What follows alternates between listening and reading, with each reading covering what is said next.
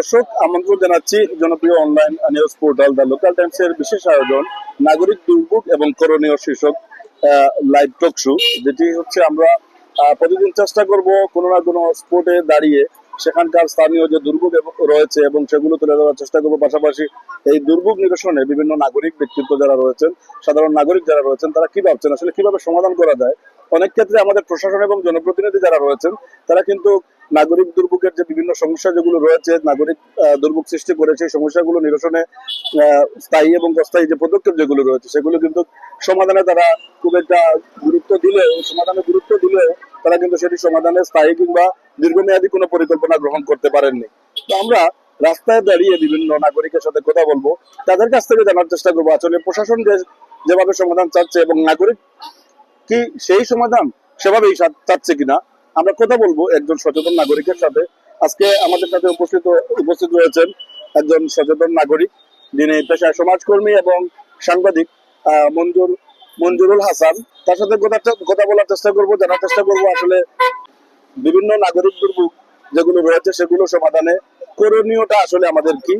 আমরা ওনার সাথে একটু কথা বলবো। আসলে আমরা যে দুটি বিষয় শনাক্ত করেছি আজকের জন্য, বিয়ানীবাজার পৌর শহরের যানজট এবং বিয়ানীবাজার পৌর শহরের বিভিন্ন ফুটপাত এবং রাস্তার দুপাশ দখল করে আমরা যারা ভ্রাম্যমান ব্যবসায়ী রয়েছেন, হকার যারা রয়েছেন, তাদের যে হাঁটা চলার যে প্রতিবন্ধকতা সৃষ্টি হয়, এই দুইটি বিষয় নিয়ে আমরা তার সাথে আলাপ করবো, একটু জানার চেষ্টা করবো একজন সাধারণ নাগরিক হিসাবে উনি এই বিষয়গুলো সমাধান কিভাবে চাচ্ছেন।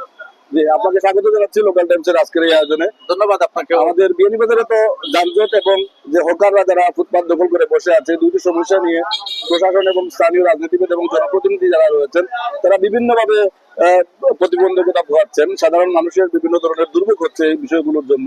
আপনি কি মনে করেন যানজট নিরসনে আসলে প্রশাসনের কোন ধরনের পদক্ষেপ নেওয়া উচিত?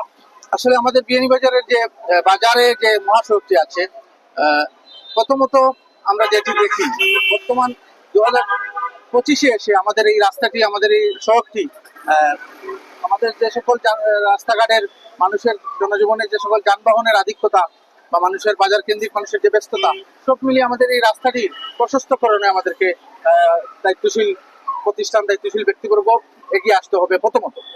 তারপরে আমাদের যে সমস্যা যানজট এবং বাজারে জটলা লেগে যাওয়া, এটা অনেকাংশে কমে যাবে। আর আমাদের এই রাস্তায় বর্তমান যে অবস্থায় আছে, এই অবস্থায় রেখে যদি আমরা যানজট থেকে একটু মুক্তি পেতে চাই, তাহলে আমাদেরকে পদক্ষেপ নিতে হবে। যত্রতত্র পার্কিং এর বিরুদ্ধে আমাদেরকে এগিয়ে আসতে হবে, নাগরিকদেরকেও এগিয়ে আসতে হবে। আমরা সবাই একসাথে আমরা যদি যত্রতত্র পার্কিং না করি, নির্ধারিত স্থানে পার্কিং করি, তাহলে আমরা মুক্তি পেতে পারবো।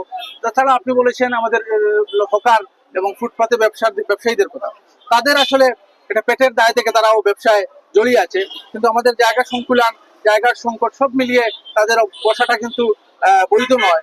তাদেরকেও আমরা যদি পুনর্বাসনের চেষ্টা করি, প্রশাসন কিংবা দায়িত্বশীল ব্যক্তিবর্গ, তাহলে আমরা একজন নাগরিক পাবনা থেকে বলছি, আমাদের কলেজ রোডের সাথে লাগবে যে রোডস এন্ড হাইওয়ের যে জায়গাটি আছে, দেয়াল করে এটা সংরক্ষিত অবস্থায় আছে। প্রশাসন যদি বিয়ানীবাজারের মানুষের অবস্থা বিবেচনা করে সেটি যদি ওপেন করে দেয়, এবং আমাদের হকার ভাইরা যারা আছেন, যারাই বাজারে সিটিয়ে ব্যবসা করছেন এবং প্রশাসনের হামলা হলে তারা অন্যত্র চলে যান, এই লুকোচুরির খেলা থেকে তাদেরকে মুক্তি দিলেন, জনগণও একটু মুক্তি পেল এবং তারাও কিন্তু একসাথে বসে ব্যবসা করতে পারলো, মানুষজনও যেতে পারলেন। এবং আমাদের পৌর কিচেন মার্কেটে একটা সমস্যা লেগেই আছে, মৎস্য এবং সবজি বিক্রেতাদের মধ্যে। আমরা প্রায় সময় ব্যবসায়ীদেরকে অভিযান পরিচালনা করলে একটু তাদের রাগ দেখিয়ে, তাদের অভিমান, তাদের বিভিন্ন বক্তব্য আমরা শুনি, তাদের ব্যবসা এবং ইনভেস্টমেন্ট পুঁজি সব মিলিয়ে পুষাচ্ছে না। তাদেরকেও যদি বিকল্প হিসাবে এখানে সেটেল করতে পারেন খোলা আকাশের নিচে, তারাও মন মতো ব্যবসা করলো। এবং আমরা দেখেছি তারা সবসময় কমফোর্টেবল থাকে যখন তারা রাস্তার পাশে ব্যবসা করে, ব্যবসায়ীরা, এবং জনগণও এই বিল্ডিং এর উপরে উঠতে হয় না। সব মিলিয়ে যদি রোডস এন্ড হাইওয়ের এই জায়গাটিকে নিয়ে আমাদের নতুন দায়িত্বপ্রাপ্ত এমপি সাহেব আছেন বা স্থানীয় যারা নেতৃবৃন্দ আছেন, জনপ্রতিনিধি আছেন, সবাই যদি একটু পাবেন, আমরা বিয়ানীবাজারবাসী স্থায়ী সমাধান না হলেও একটু স্বস্তির নিঃশ্বাস পেতে পারি আমরা, আমার বিশ্বাস। যে ধন্যবাদ মঞ্জুরুল হাসান। আপনি আরেকটি বিষয় জানেন যে বিয়ানীবাজার পৌরসভা বিগত টার্মে তিনি দায়িত্বে ছিলেন মোহাম্মদ আব্দুল শুকুর, এর পরবর্তীতে ফারুকুল হক। কিন্তু আব্দুল শুকুর যখন দায়িত্বে ছিলেন, মেয়র ছিলেন, তখন কিন্তু তিনি একটা প্রজেক্ট করে এখানে প্রায় 5 কোটি টাকা ব্যয় করে একটা পৌর টার্মিনাল নির্মাণ করেছিলেন, কিন্তু সড়ক প্রশস্ত নয় এবং আরো বিভিন্ন কারণে কিন্তু বাস টার্মিনাল, বিশেষ করে উত্তর বাজারে যে বাসগুলো রয়েছে যাত্রীবাহী বাস, সেগুলো কিন্তু এখানে যাচ্ছে না। পাশাপাশি সড়কের বিভিন্ন জায়গায় সিএনজি অটোরিকশা সহ টমটমের স্টেশন গড়ে উঠেছে, তাদের বিভিন্ন জায়গায় গাড়ি পার্কিং করে রাখে, সেক্ষেত্রে কিন্তু যানজট তৈরি হয়। আপনি কি মনে করেন এই যে বাস টার্মিনাল যেটি, সেটি অকেজো ফেলে রাখার চেয়ে এই বাস কিংবা মাইক্রোবাস এবং যে সিএনজি স্ট্যান্ড গুলো রয়েছে সেগুলো অন্যত্র টার্মিনালে স্থানান্তর করা এখনই সময়ের দাবি? এটা আসলে কি মনে করেন? বাসের ব্যাপারটা তো আপনি বলেছেন, রাস্তার সংকীর্ণতার কারণে বাস সেদিকে মুভ করে না। তো যে সকল যানবাহন সেদিকে মুভ করতে পারে, আমি মনে করি বর্তমান সময়ের দাবি বাজার থেকে স্ট্যান্ডগুলোকে যদি অপসারণ করে সেখানে বাস টার্মিনাল যদি মুভ করানো যায়, ফরওয়ার্ড করা যায়, তাহলে অনেকটা আমাদের লাঘবটা কমে আসবে। সেক্ষেত্রে শ্রমিক দায়িত্বশীলদেরকে কিন্তু একটু এগিয়ে আসতে হবে বিয়ানীবাজার কল্যাণে। এটি আমি মনে করি নাগরিক হিসাবে এটি সময়ের দাবি। জি, ধন্যবাদ। আরেকটি বিষয় আপনি দেখেছেন, বিভিন্ন সময়ে কিন্তু পৌর শহরে যানজট নিরসনে বিভিন্ন রাজনৈতিক দলের, ছাত্র সংগঠন কিংবা স্বেচ্ছাসেবী বিভিন্ন সংগঠন বা সামাজিক সংগঠনের যারা যুবক রয়েছেন, স্বেচ্ছাসেবী রয়েছেন, তারা কিন্তু ট্রাফিক পুলিশকে বিভিন্নভাবে যানজট নিরসনে সহযোগিতা করে থাকেন। সেক্ষেত্রে আপনি কি মনে করেন বিয়ানীবাজার পৌর শহর যেহেতু এটি সীমান্তবর্তী এবং প্রবাসী অধ্যুষিত এলাকা, অন্যান্য উপজেলা থেকে এখানকার থানা সদরটা অনেক ব্যস্ততম একটি শহর, এবং আমাদের বিয়ানীবাজার পৌর শহরের যে নাগরিক সমস্যা, তার মধ্যে যানজট হচ্ছে প্রধান। এই যানজটটাকে যদি আমরা প্রধান হিসেবে দেখি, আপনি মনে করেন এখানে ট্রাফিক পুলিশের কোনো লেকিংস, জনবল সংকট বা লেকিংস আছে কিনা? সেক্ষেত্রে ট্রাফিক বিভাগকে কি করাটা উচিত বলে আপনি মনে করেন? আমি মনে করি আসলে যেভাবে ছাত্র সংগঠন বা সামাজিক সংগঠন তারা যেভাবেই সাপোর্ট দিচ্ছে, এটা আসলে খণ্ডকালীন, দুই একদিন দিচ্ছে, বিভিন্ন উপলক্ষকে কেন্দ্র করে দিচ্ছে, এটা কিন্তু স্থায়ী সমাধান নয়। আমাদেরকে পুলিশ প্রশাসন এবং ট্রাফিক প্রশাসনকে মূলত জনবল সংকট অবশ্যই বিদ্যমান আমরা লক্ষ্য করছি।